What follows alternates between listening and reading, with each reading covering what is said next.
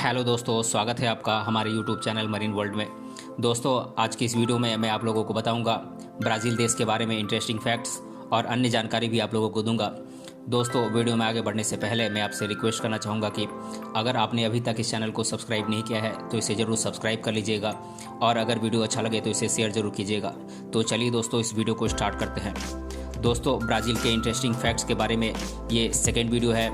First video मैं already upload कर चुका हूँ जिसमें ब्राज़ील देश के बारे में बेसिक जानकारी और उससे जुड़ी कुछ खास इंटरेस्टिंग फैक्ट्स अपलोडेड है। आप उसे इस वीडियो के डिस्क्रिप्शन बॉक्स में देख सकते हैं। तो चलिए दोस्तों, आज का ये वीडियो स्टार्ट करते हैं। 2005 में प्रसिद्ध फुटबॉल खिलाड़ी रोनाल्डिन्हो के एक नाइकी ऐड ने यूट्यूब पर 1 मिलियन से अधिक व्यूज़ प्राप्त किए थे। इतने व्यूज़ प्राप्त करने वाला वह यूट्यूब का पहला वीडियो बना था। 1932 में वित्तीय संकट के कारण ब्राज़ील के एथलीटों को लॉस एंजल्स ओलंपिक जाते समय रास्ते में कॉफ़ी बेचना पड़ा था।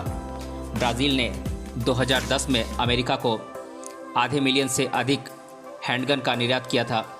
यह उस अवधि के दौरान बंदूकों का सबसे बड़ा निर्यातक बना था। 1980 के दशक में ब्राज़ील अपने सशस्त्र बलों में महिलाओं को नियुक्ति देने वाला पहला दक्षिण अमेरिकी देश बना था। सभी दक्षिण अमेरिकी देशों में ब्राज़ील की साक्षरता दर सबसे कम है, जो कि 86.4% है। हेनरी फोर्ड के असफल उपक्रमों में से एक ब्राज़ील के अमेजन जंगल के बीच में रबड़ के बागान और कारखाने बनाना था। पाउलो कोएल्हो एक प्रसिद्ध ब्राज़ील के गीतकार और उपन्यासकार हैं। उनका जन्म 24 अगस्त 1947 को रियो डी जेनेरियो में हुआ था। अब तक का सबसे बड़ा फ्री रॉक कॉन्सर्ट ब्राज़ील के रियो डी जेनेरियो में आयोजित किया गया था, जिसमें रॉड स्टीवर्ट द्वारा परफॉर्मेंस दी गई थी। उस कॉन्सर्ट में 4.2 मिलियन लोग उपस्थित थे। यदि आप ब्राज़ील में एक एप्पल आईफोन खरीदना चाहते हैं तो उसके लिए आपको यूएस की तुलना में लगभग दोगुनी कीमत चुकानी होगी। ब्राज़ील में एक बार ईबे पर बिक्री के लिए एक विमान वाहक पोत यानी कि एयरक्राफ्ट कैरियर सूचीबद्ध किया गया था। ब्राज़ील के कैदी अपने द्वारा पढ़ी गई किताब और उस पर लिखी गई रिपोर्ट के आधार पर हर माह अपनी सज़ा में से 4 दिन कम कर सकते हैं। ब्राज़ील के कैदी अपने नज़दीकी शहर में बिजली प्रदान करने के लिए जेल में एक स्थिर साइकिल भी चला सकते हैं। इससे कुछ दिनों में उनकी सज़ा कम करने में मदद मिलेगी। दुनिया का सबसे बड़ा ओपन एयर कचरा डंप जार्डिन ग्रामाचो ब्राज़ील के शहर ड्यूक डी कैक्सिन में था। यह वर्ष 2012 में बंद किया गया था।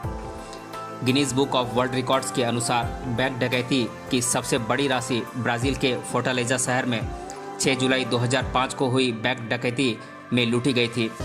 10 लोगों के एक गिरोह ने 256 फुट लंबी सुरंग खोदकर लगभग $70 मिलियन की अनुमानित राशि बैंक से लूट लिए थे।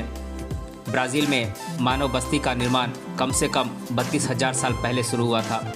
पुर्तगालियों द्वारा ब्राज़ील की खोज से पहले दक्षिण अमेरिकी भारतीय इस क्षेत्र में हजारों वर्षों से रह रहे थे। 1 जनवरी 1502 को पहला आधिकारिक पर्यटक ब्राज़ील आया था। जिस खाड़ी में वह उतरा था उसका नाम रियो डी जेनेरियो था। ब्राज़ील पर 322 वर्षों तक पुर्तगालियों का शासन रहा। 7 सितंबर 1822 ईस्वी को ब्राज़ील पुर्तगाल के नियंत्रण से स्वतंत्र हुआ था। ब्राज़ील में चीनी बागानों की स्थापना 16वीं शताब्दी के दौरान पुर्तगालियों ने की थी। 1630 ईस्वी में डचों ने ब्राज़ील पर आक्रमण किया, जो तब तक पुर्तगालियों के नियंत्रण में था। 1654 में डचों को ब्राज़ील छोड़ना पड़ा था और एक बार फिर से पुर्तगालियों ने इस पर अधिकार कर लिया। ब्राज़ील ने पहली बार 1695 ईस्वी में सोने की खोज की थी। 18वीं शताब्दी के दौरान दुनिया के गोल्ड रिजर्व्स का एक बड़ा हिस्सा ब्राज़ील के अंतर्गत आता था। पुर्तगालियों ने 1930 ईस्वी में ब्राज़ील का उपनिवेशीकरण करना शुरू किया। ब्राज़ील में अफ्रीकी गुलामों को बड़ी संख्या में जबरन आयात किया जाता था। अफ्रीकी देशों से बड़ी संख्या में गुलामों के आयात के कारण ब्राज़ील में स्वदेशी ब्राज़ीलियाई, पुर्तगाली और अफ्रीकी दासों की मिश्रित आबादी है। इसके अलावा एशिया, यूरोप और मध्य पूर्व के प्रवासियों के आगमन से ब्राज़ील सांस्कृतिक रूप से विविध राष्ट्र बन गया। ब्राज़ील अमेरिका का पहला ऐसा देश था जहां पर लोगों को काम के लिए बलपूर्वक लाया गया था।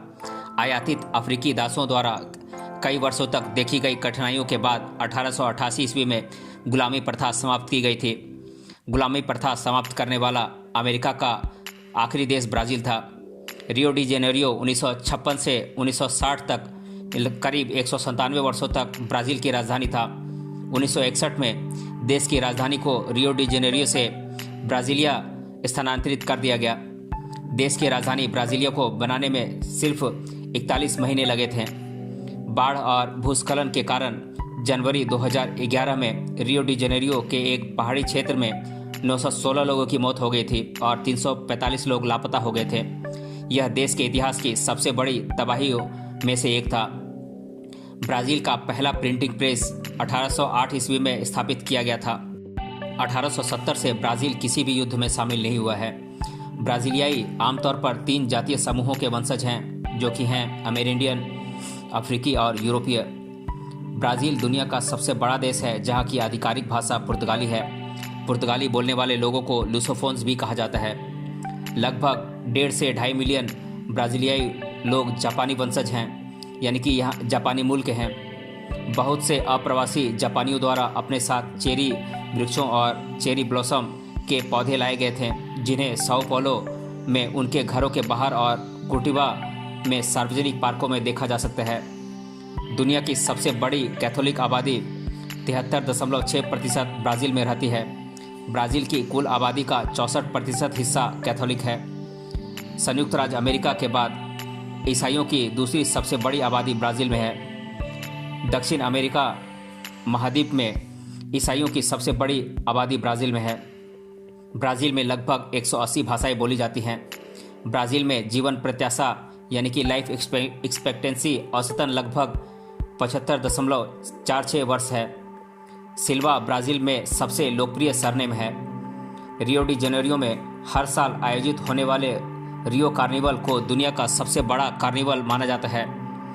ब्राज़ील की लोकप्रिय नृत्य शैली सांबा 1800 के दशक के आसपास विकसित की गई थी। ब्राज़ील में बोरोरो नाम का एक जातीय समूह है, जिसमें सभी लोगों का ब्लड ग्रुप ओ है।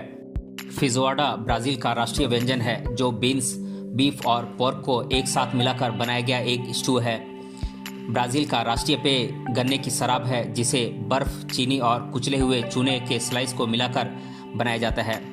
ब्राज़ील के लोग अपना पेय और भोजन दूसरों के साथ साझा करना पसंद करते हैं। ब्राज़ील में एक रस्म है जिसके तहत लड़कों को वयस्क घोषित करने से पहले उन्हें बुलेट चींटियों का दर्द सहन करना पड़ता है। उनके हाथ बुलेट चींटियों से भरे दस्तानों में डाल दिए जाते हैं और उन्हें कम से कम 10 मिनट तक इन चींटियों के काटे जाने का दर्द सहना पड़ता है। वयस्क घोषित होने से पहले उन्हें 20 बार इस प्रक्रिया से गुजरना पड़ता है। ब्राज़ील में लगभग 90% घरों में टीवी सेट हैं और रेडियो मनोरंजन और सूचना का दूसरा सबसे लोकप्रिय साधन है। ब्राज़ीलियाई लोग पारिवारिक और सामाजिक संबंधों को महत्व देते हैं। वे दुनिया के सबसे मेहमान नवाज लोगों में से एक माने जाते हैं। ब्राज़ील में महिलाओं को मतदान करने का अधिकार वर्ष 1946 में दिया गया था। ब्राज़ील में सार्वजनिक रूप से धूम्रपान प्रतिबंधित है और इस अपराध के लिए जुर्माना लगाया जा सकता है। ब्राज़ील में जुआ यानी कि गैम्बलिंग बैन होने का कारण यह है कि सरकार ऐसे खेलों में जीती गई रकम की निगरानी करने में सक्षम नहीं है। हालांकि ऑनलाइन गैम्बलिंग की अनुमति है, क्योंकि इंटरनेट ब्राज़ील के क्षेत्र द्वारा रेगुलेट नहीं किया जाता है। ब्राज़ील में 1967 से व्यावसायिक शिकार यानी कि प्रोफेशनल हंटिंग पर प्रतिबंध लगा हुआ है।